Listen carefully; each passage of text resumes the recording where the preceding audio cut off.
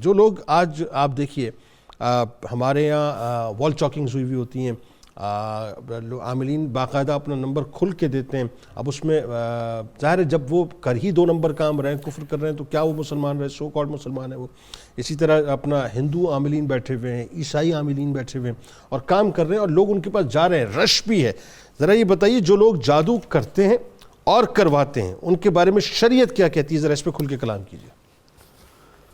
اگر جس جادوگر کا نقطہ نظر یہ ہے کہ میں اپنی قدرت اور طاقت کی وجہ سے یہ سب کچھ کر رہا ہوں اور مجھے اللہ تعالیٰ کی مشیت اور اذن کی کوئی ضرورت نہیں ہے، یا پھر جو کسی جادوگر کے پاس جا رہا ہے اور اسی خیال سے جا رہا ہے کہ جو میں لے کے جا رہا ہوں یہ کام میرا وہ کر دے گا اور اس میں اللہ کا اذن، قدرت اور مشیت شامل نہیں ہے، تو اس سے شرک اور کفر لازم آتا ہے. اللہ اکبر. یعنی وہ کرنے والا بھی کافر ہے اور مشرک ہے، اور یہ کروانے والا بھی کافر اور مشرک ہے. اللہ اکبر. لیکن اگر اس نیت سے جا رہا ہے کہ سب کچھ ہوتا تو اللہ کے اذن اور قدرت سے ہے، لیکن چونکہ ایک نظام گنجائش بھی اللہ نے رکھی ہے تاکہ کوئی جتنا برا ہونا چاہے تو اس کی اجازت ہے، تو اس نیت سے اگر جا رہا ہے تو پھر یہ حرام ہے. ٹھیک. ایسے لوگوں سے بچنا چاہیے، کیونکہ جیسے آپ نے شروع میں بتایا کہ نہ اس سے جان محفوظ ہے، نہ عزت محفوظ ہے، نہ مال محفوظ ہے. اور کئی ایسے کیسز معاشرے میں اور کئی ایسے کیسز ہیں کہ یہ لوگ پتہ نہیں کیوں اس الجھاؤ میں پڑ گئے ہیں. حسد سے اپنے آپ کو بچانا چاہیے، ذوف اعتقادی سے بچانا چاہیے. ٹھیک ہے. اللہ تعالیٰ نے انسان کو جو ایک محنت کا اور ایک سمجھنے کا اور عمل کا جذبہ دیا ہے، اس پر ہمیشہ اعتماد بحال کرنا چاہیے اور اپنی کوشش کر کے اپنے مسائل کو حل کرنا چاہیے. نہ یہ کہ اس طرح کے 2 نمبر لوگوں کے پاس جا کے اپنے مسائل کو مزید الجھا بیٹھیں اور پریشانی کا سبب بنے. اچھا آپ ایک بات دیکھیے، ان سو کالڈ آستانوں پر، میں آستانے ان کو نہیں کہتا لیکن سو کالڈ آستانے، چونکہ بظاہر انہوں نے آستانے بنائے ہوئے ہوتے ہیں، یہ جعلی عاملین کے پاس آپ جائیں تو تعفن زدہ ماحول ہوتا ہے، بدبو اٹھ رہی ہوتی ہے، وہ خود جو ہے وہ اپنا انتہائی بدبو کے اندر سنے ہوئے اٹے ہوئے ہوتے ہیں. عالم یہ ہوتا ہے کہ چہرے جو ہے عجیب مطلب ستے ہوئے کرات محسوس ہو رہی ہوتی ہے، اور پھر مانگیں گے بھی آپ سے کیا؟ آپ سے مانگیں گے شیر کے ناخن مانگیں گے، آپ سے حدود کے پر مانگیں گے، آپ سے الو کے پر مانگیں گے، آپ سے بندر کے ناخن مانگیں گے، آپ سے کہیں گے جی کہ کسی قبر کی مٹی لے کر آ جاؤ، شمشان گھاٹ کی مٹی لے کے آ جاؤ، سندور لے کے آ جاؤ. یعنی مجھے یہ سمجھ نہیں آتا کہ مسلمان اس بات کو کیوں نہیں سمجھ رہا کہ جو آدمی جس کی ابتدائی ان کاموں سے ہو رہی ہے وہ آپ کو جائز کام کیسے کر کے دے گا؟ ذرا بتائیے نا اس بارے میں.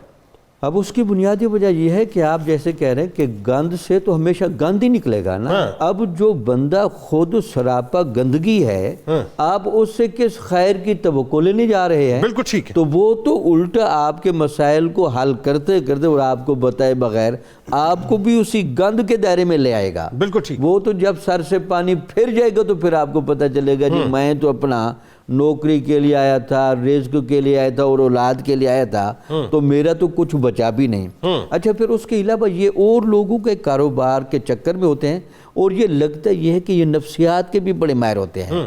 لوگوں کی ذوف اعتقاد اور چند معلومات کو لے کر نا اس پر گیس ایسا کر دے کہ اگلا کہتا ہے جی میرا مستقبل اور ماضی تو اس کے سامنے یہاں ہو گیا ہے، تو اس کا مطلب ہے کہ میرے مسائل کا حل بھی اسی کے پاس ہے. اگر وہ کچھ حل پہلے تو کرے گا نہیں، کر نہیں سکتے، اگر کچھ حل کرتا بھی ہے تو اس کی کچھ نہ کچھ بریکیاں اپنے پاس رکھ لے گا اور اس کو اپنے در کا ایسا محتاج بنا دے گا کہ جیسے وہ سمجھے گا جی اس کے بغیر میرا گزارا نہیں ہو سکتا. جیسے فیملی ڈاکٹر ہوتے ہیں تو ویسے یہ ایک فیملیوں کے بن جاتے ہیں اور لوگ ہر مسئلہ پوچھنے وہاں پہنچے ہوتے ہیں. تو ہمیں مسلمان بننا چاہیے، پکا اور سچا مسلمان ہونا چاہیے، حضور نبی اکرم صلی اللہ علیہ وسلم کا سچا امتی بننا چاہیے اور آپ کے بتائے ہوئے راستوں پر چلنا چاہیے. اپنے اوپر اعتماد کرنا چاہیے، اللہ کی قدرت پر اعتماد کرنا چاہیے. خیر و شر کا ایک جو واضح نظام ہے اس کے مطابق زندگی گزارنی چاہیے، پھر تو ہم بچ سکتے ہیں، ورنہ مسائل میں الجھتے ہی چلے جائیں گے اور پریشانیاں بڑھتی جائیں گی. اچھا یہ تو ہوئی ذاتی بات نا کہ انسان کا ایک مسئلہ ہے، اس مسئلے کے حل کے لے گئے. ایک وہ شخص ہے یا ایک وہ عورت ہے جو باقاعدہ کسی کو برباد کرنے کے لیے جاتے ہیں، کسی سے دشمنی کرنے کے لیے جاتے ہیں جعلی عاملین کے پاس, ان کو پیسے بھی دیتے ہیں. مثال کے طور پہ کسی کی زندگی برباد کرنی ہے, کسی کی جاب برباد کرنی ہے, کسی کا کاروبار برباد کرنا ہے. عامل نے کہہ دیا جی کہ ایک کام کرو, یہ شمشان گھاٹ کی مٹی ہے لے جا کے صرف اس کی کاروبار کی جگہ پہ ڈال دو, اس کا جو ہے وہ کام برباد ہو جائے گا. اس کے گھر میں ڈال دو, اس کے گھر میں نحوست آ جائے گی. اور میاں بیوی کو جو ہے کچھ ایسا کھلا کے پلا دو, مطلب کچھ بھی کر دو, تو وہ ان کے درمیان جدائی ہو جائے گی. ایسے کام کرنا جس کے لیے وہ باقاعدہ پیسے بھی دیتا ہے, عامل کو پے بھی کرتا ہے, اور جیسے پیسے وہ مانگتا ہے, یہ کرنا کیسا ہے؟ اگر اس کو وہ جائز سمجھ کر کر رہا ہے تو پھر تو یہ درجہ کفر میں ہے. ٹھیک ہے, کہ یعنی اگر وہ یہ سمجھتے کہ میں یہ جو کر رہا ہوں یہ کام کرنا میرے لیے جائز ہے, اگلے کو قتل کروا دینا, نقصان پہنچا دینا اور اس کے سارے بندشیں کروا دینا, اگر جائز سمجھتا ہے, اگر اس کو ناجائز سمجھتا ہے تو پھر یہ اکبر الکبائر ہے, یہ کفر کے بالکل قریب تر ہے. اس بندے کو کبھی جنت کی ہوا نہیں ملے گی.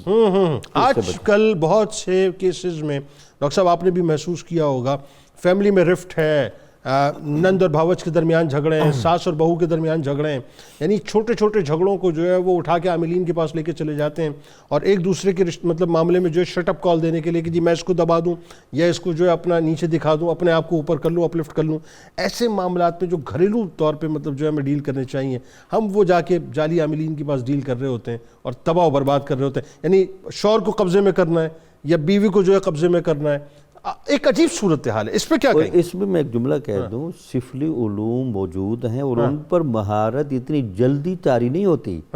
یہ جو عاملین بنے بیٹھے یہ ایک کاروباری مراکز ہے, ان میں کوئی بندہ اس علم کا ماہر نہیں ہوتا. یہ تو کوئی لاکھوں میں ایک آدھ بندہ کوئی بیٹھا ہو. لیکن پھر اتنی بڑی تعداد کیوں ہے؟ مجھے بتائیے نا, ان کی اس کی بڑی وجہ تعداد کی وجہ وہ ہم اپنے مسائل کو الجھا دیتے ہیں. ہمیں جیسے کوئی اچھا مشورہ دینے والا بندہ مل جاتا ہے, ہم کہتے ہیں یہ حال بھی اسی کے پاس ہے. تو ایسے لوگوں کے بعد یہ ذوف اعتقادی, حسد کی بہتات کی وجہ سے یا اپنے مسائل میں اپنا قصور جب آپ نہیں سمجھتے تو پھر مسئلہ پیدا ہوتا ہے. صوفیہ کا نقطہ نظر یہ کہ جب بھی کوئی مسئلہ پیدا ہو آپ ہمیشہ پہلے اپنا قصور تلاش کریں. جب آپ اپنا قصور تلاش کریں گے پھر اس کا اگر آپ حل نکال لیں تو مسئلہ حل ہو جائے گا.